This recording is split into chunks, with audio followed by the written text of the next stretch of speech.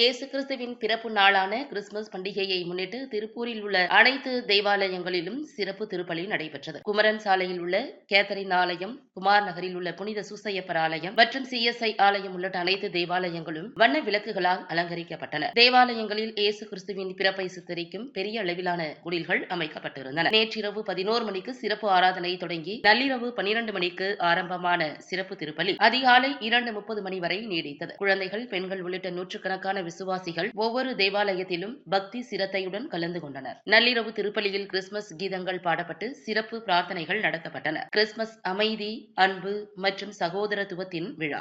இந்த நாளில் அனைத்து மக்களும் ஒற்றுமையுடன் வாழ வேண்டும் என்பதே எங்கள் பிரார்த்தனை என தேவாலய பங்கு தந்தையர்கள் தெரிவித்தனர். இன்று காலை மற்றும் மாலையிலும் சிறப்பு திருப்பலிகள் நடைபெறவுள்ளன.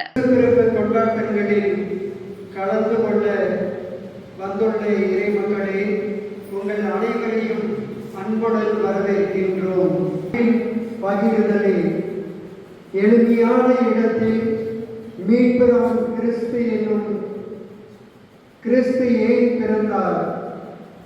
இயேசு கிறிஸ்து அற்புத குழந்தை இயேசு வழியாக இறைவன் செய்த அனைத்து உதவிகளுக்கு நன்றி செலுத்துவோம்.